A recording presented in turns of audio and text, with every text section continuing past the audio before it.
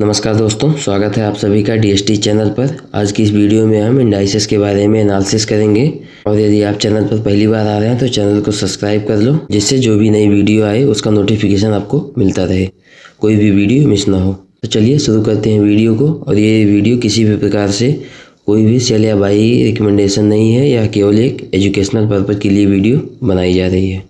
तो ठीक है, चलते हैं अब अपने चार्ट पर। ये है आपके सामने निफ्टी 50 इंडेक्स का डेली चार्ट। इसमें आप देख रहे होंगे अभी की जो सिचुएशंस है वो है निफ्टी 50 जो है 24,000 के रेंज में घूम रहा है। तो सबसे पहले हम दो इंडिकेटर यूज करेंगे, एक है आपका 200 EMA और दूसरा 50 EMA। ये जो आपको ग्रीन वाली लाइन दिख रही है ये है 50 EMA की, और ये दूसरी जो डार्क रेड में है ये है 200 EMA की लाइन।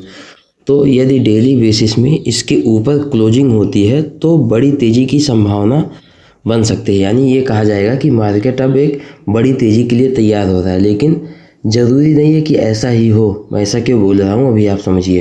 ये देखिए यहाँ पे जो मार्केट है यहाँ से लगातार कंटिन्यू फॉलिंग में था।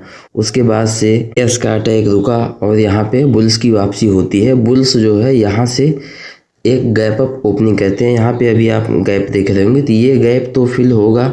जवाब है हाँ, होगा ज़रूर, लेकिन कब होगा अभी उसके बारे में बाद में बात करते हैं।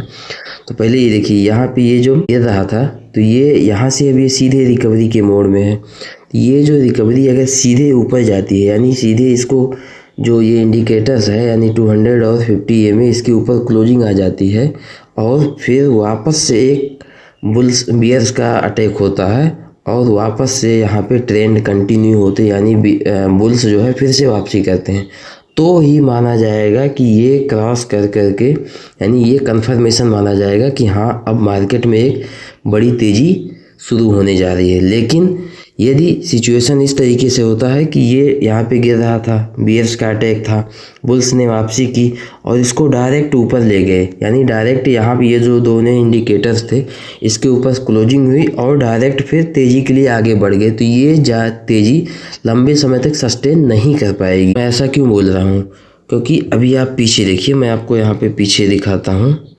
ये देखिए यहाँ पे क्या था कि ये यहाँ से बुल्स का अटैक, बियर्स का अटैक था। तो ये जब बियर्स यहाँ पे अटैक किए और बुल्स वालों ने क्या किया, यहाँ पे अटैक किया और बियर्स को नलीफाई किया और सीधे एक बड़ी तेज़ी के लिए गए। फिर क्या हुआ, मार्केट को तो बस बहाना चाहिए होता है और वो सीधे फिर से आके उसी के आसपास से वापस फिर से यहाँ पे बुल्स की वापसी हो रही है। और यहाँ पे आप देख पा रहे होंगे कि ये एक पैटर्न भी आपको यहाँ पे दिख जाएगा। एक सेकंड में आपको दिखाता हूँ। अभी आपको ये पैटर्न विजिबल नहीं हो रहा होगा, एक सेकंड, ये अब आपको दिखेगा। ये यहाँ पे आप देख पाएंगे, ये यहाँ पे बियर्स का अटैक था और यहाँ पे बुल्स ने वापसी की। तो जो बुल्स ने वापसी की थी ये यहाँ पे आप देख पा रहे होंगे, ये इसको बोलते हैं half moon pattern. Half moon pattern यहाँ पे बन रहा है और यहाँ से लगभग 22,000 के पास से वापसी हुई है। और जब वापसी हुई भी तो ऐसी हुई है कि जैसे यहाँ पे हुआ था। और अगर यहाँ पे कंफर्मेशन नहीं हुई, डायरेक्ट तेज़ी के लिए निकल गए, तो ज़्यादा संभावना यही है कि ये फिर से जो यहाँ पे गैप आपको दिख रहा होगा, ये गैप, ये देखिए ये गैप जो है इसको बहुत जल्दी फिल कर सकता है मार्केट, ये गैप यहाँ पे। और अगर बुल्स इसको ऊपर लेके गए और फिर थोड़ा सा यहाँ पे बियर्स को अटैक करने दिए और वापस से फिर से बुल्स वापसी करते हैं, यानी इसको माना जाएगा ट्रेंड कंटिन्यूशन और ये माना जाएगा कंफर्मेशन की अब मार्केट में बड़ी तेज़ी आ गई है।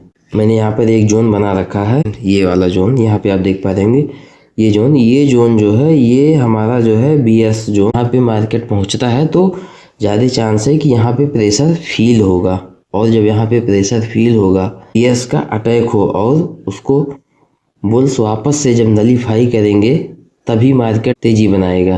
तो इस रेजिस्टेंस जोन में आपको संभल करके रहना है। अब मैं यहाँ पे इन दोनों इंडिकेटर्स को हटा देता हूँ और फिबोनाची का रिट्रेसमेंट आपको दिखाता हूँ।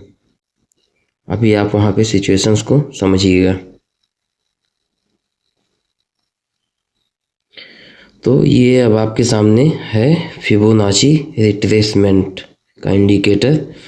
तो यहाँ पे आप देखेंगे 0.5 का रिट्रेसमेंट आपका जो निकल के आ रहा है वो है 24,261 रुपये, यहाँ पे आप देख पा रहे होंगे।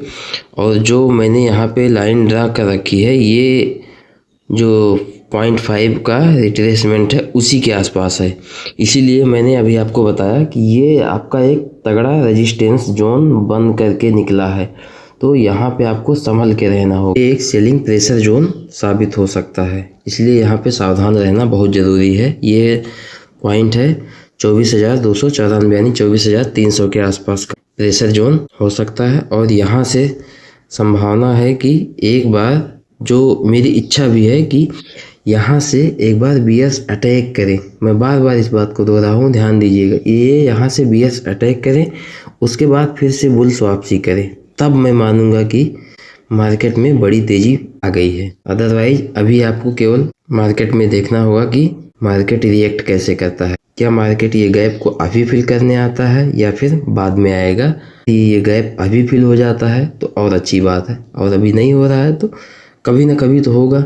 जब भी होगा BS का अटैक तब ये गैप जरूर फिल होगा, इसको ध्यान रखिएगा। तो ये है निफ्टी स्मॉल कैप का मंथली चार्ट। अब आओ यहाँ पे देखते हैं यहाँ पे क्या हो रहा है। तो यहाँ पे सबसे पहले इन दो कैंडल्स को देखो आप, इन दोनों कैंडल्स को देख के क्या लग रहा है। सबसे पहले तो इसको थोड़ा सा मैं जूम कर देता हूँ जिससे आपको थोड़ी सी और सिचुएशन क्लियर नज़र आए। ये देखिए, ये है रेड वाली कैंडल, मार्च मंथ की क्लोजिंग, ये इसका लो है और ये हाई है। और ये ग्रीन वाली कैंडल जो है ये अभी जो अप्रैल चल रहा है इस माह का है। तो इसमें ख़ास बात ये है कि जो मार्च वाली कैंडल है इसके लो को अप्रैल वाले कैंडल ने नहीं तोड़ा। ये देखो, ध्यान से देखो, यहीं से ये रिटर्न हो गई। और अभी जो सिचुएशन, करंट सिचुएशन, चूँकि अभी अप्रैल माह में लगभग 18 या 19 दिन बचे हुए हैं, तो ये अभी से मार्च वाले कैंडल के ऊपर ट्रेड कर रहा है। ये बहुत इंपॉर्टेंट चीज़ है, इसको इससे समझो। इससे क्या होगा कि इसका इंडिकेशन ये है कि अब हम अपने जो स्टॉक स्पेसिफिक में काम कर सकते हैं, यानी स्टॉक को ढूंढो और उसमें अपनी पोजीशन अपनी सिचुएशन के अकॉर्डिंग उसमें बनाओ। तो ठीक है, इसको हम आपको दिखाते हैं डेली इसका जो चार्ट है। पहले ये डेली वाली कैंडल देखो, यहाँ पे क्या हो रहा है। यहाँ पे आप देख पाएंगे कि ये आपको छोटा सा एक गैप दिखेगा, मैं आपको दिखाता हूँ। ये देखो, यहाँ पे आपको ये गैप दिख रहा है। यहाँ पे सावधान रहने की बहुत ज़रूरत है, क्योंकि यहाँ पे ये जो गैप, अगर ये गैप सक्सेसफुली फिल हो जाता है तो एकदम से बढ़िया है। लेकिन ये गैप से अगर जो यहाँ से फिर ये वापस होता है तो फिर वही सिचुएशन बनेगी। अगर दोबारा से बुल्स अटैक करते हैं तो ये अपनी स्विंग हाई को काट करके ट्रेंड कंटिन्यूएशन होता है तो फिर बढ़िया है। अदरवाइज फिर से मार्केट है, मार्केट में किसी भी चीज़ की कोई गारंटी नहीं होती है। फिर से ये वापस ये वाला गैप फिल करने के लिए आ सकता है। तो हर सिचुएशन के लिए हमें तैयार रहना चाहिए। अब हम चलते हैं अपने मिड कैप की तरफ। यह है निफ्टी मिड कैप का डेली चार्ट। फिर से 50 और 200 DMA आपको लगा के दिखाता हूँ। ये है, देखो, इन दोनों के ऊपर इसमें मिड कैप में निफ्टी 50 में क्या था, वहाँ सिचुएशन अलग थी और यहाँ पे सिचुएशन अलग है। इन दोनों को देखो, ये ग्रीन वाली यहाँ पे वही है 50 EMA और रेड वाली जो है वो है 200 EMA। इन दोनों के ऊपर की क्लोजिंग आ गई है डेली में। इसका मतलब यहाँ पे भी कंफर्मेशन हो रहा है कि हमें अब अपने स्टॉक स्पेसिफिक में काम करना चाहिए, अपने स्टॉक के ऊपर, स्टॉक सिलेक्शन के ऊपर हमें काम करना चाहिए, क्योंकि ये मार्केट है हमेशा ऐसे ही रहेगा। तो हमें इससे घबराना नहीं है, सिचुएशन को हैंडल करने आना चाहिए। और इसको मैं आपको यदि मंथली में दिखाता हूँ, ये देखो मंथली में यहाँ पे क्या हो रहा है।